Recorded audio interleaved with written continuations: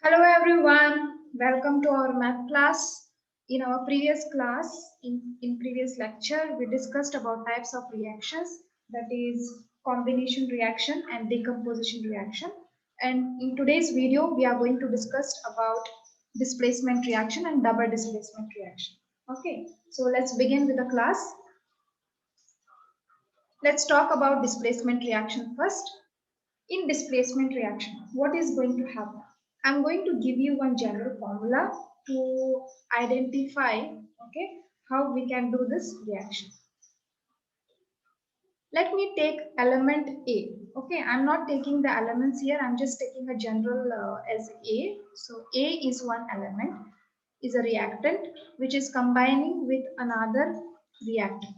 Okay, element B and element C, and it is going to give you a product AC and B. What does it mean? This A is going to change its place and will combine with C, and B will separate. Okay, why it is happening like this? Now this is totally depending on this list.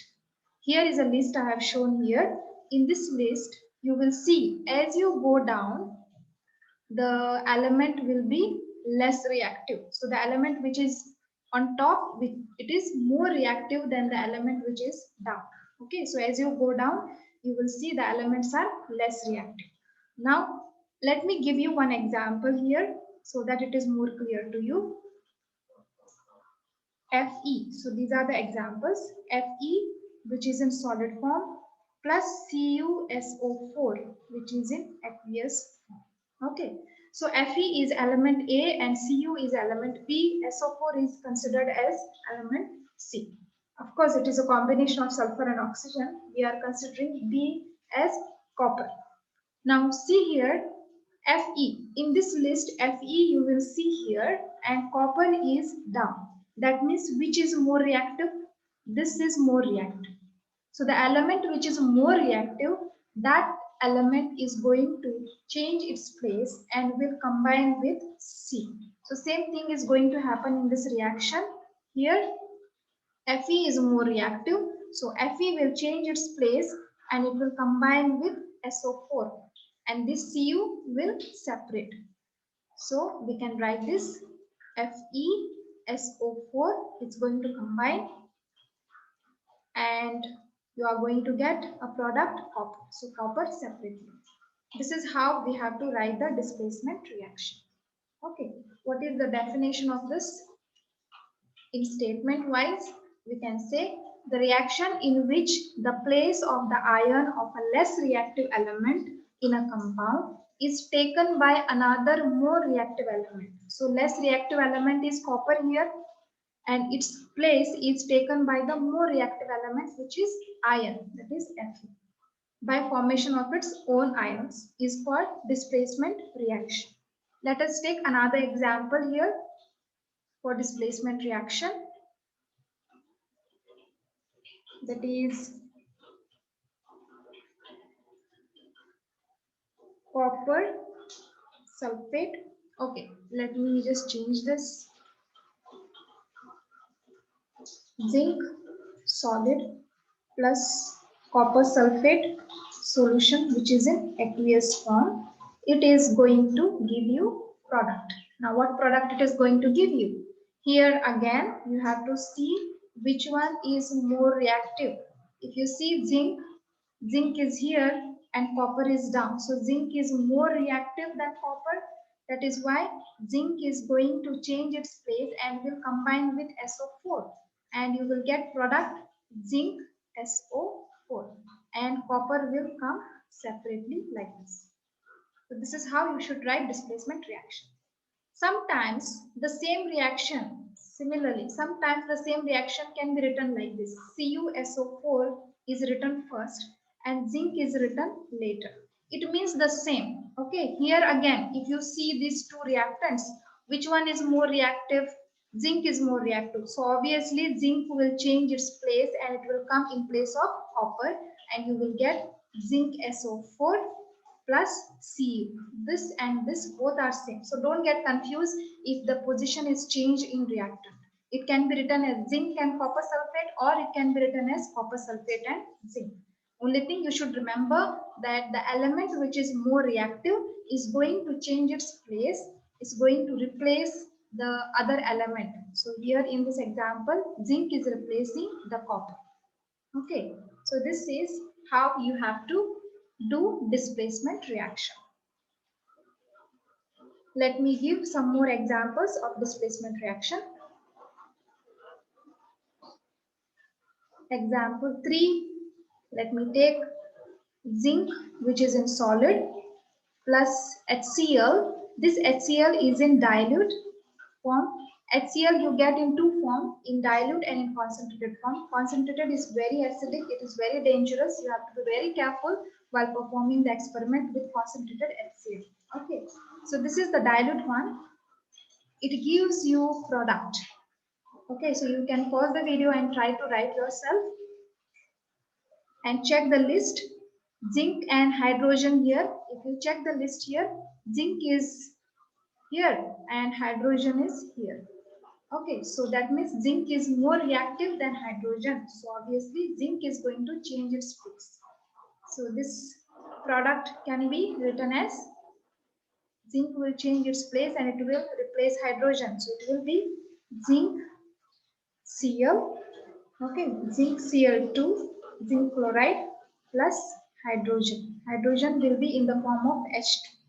Okay, so you have to also balance this reaction. This reaction is not balanced. As you can see here, there is hydrogen 2, there is hydrogen 1 here.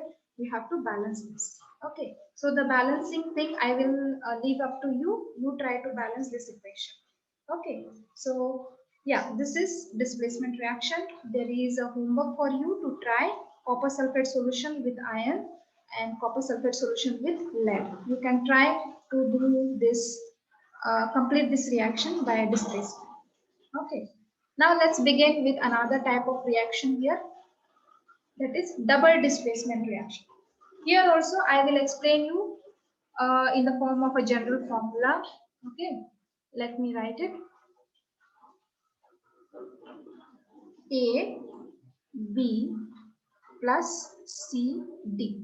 Okay, the product what you are going to get here is this B and C, they are going to combine.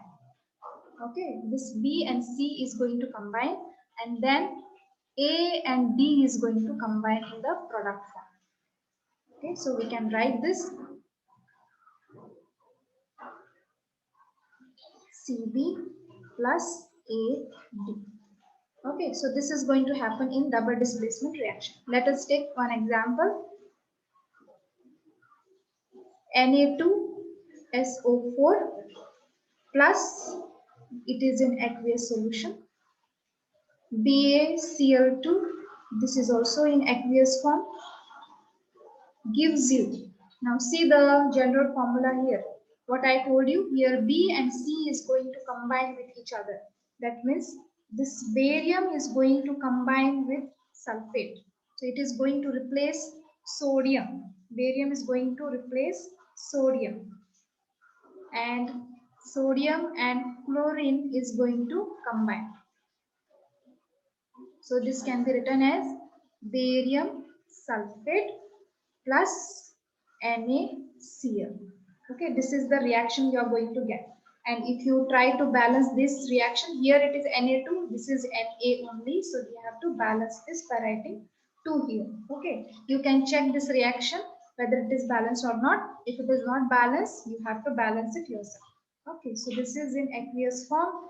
This barium sulfate solution is a white precipitate. You will get this in white precipitate when you do this reaction. Okay, white precipitate, it means it is insoluble in water. What I told you in lecture 1, whenever anything product we get it in precipitate form, we show a symbol. Okay, that symbol is, we have to show it in the form of arrow which is pointing down. Okay, so sometimes they don't write whether it is precipitate or not. So they will just draw the arrow pointing downward. You should understand that the product, whatever we are getting, it is in precipitate form. Let's take another example. AgNO3 it is in aqueous form, plus NaCl, this is also in aqueous form.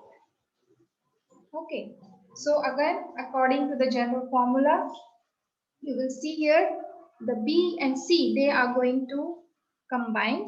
That means what is going to happen here? This Na and NO3 is going to combine, and Ag is going to combine with chlorine.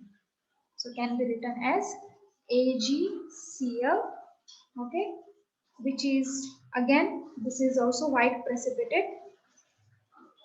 We have to show arrow pointing downward, plus sodium is combining with NO3, so you will get NaNO3 in aqueous form.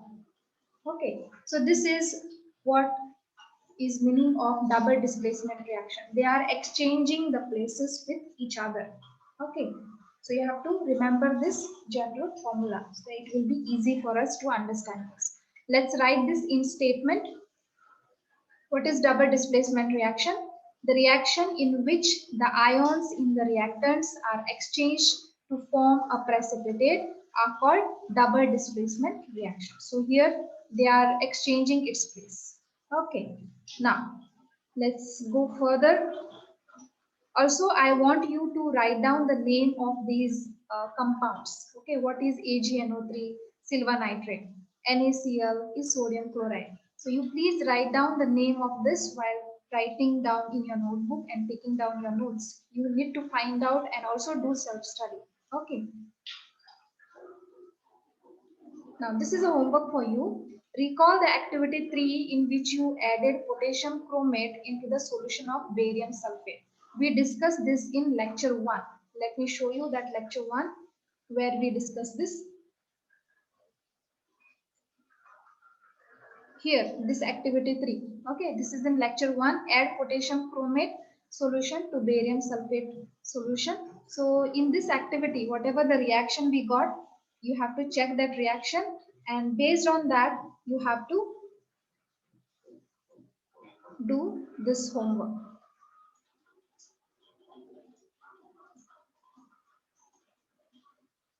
Okay.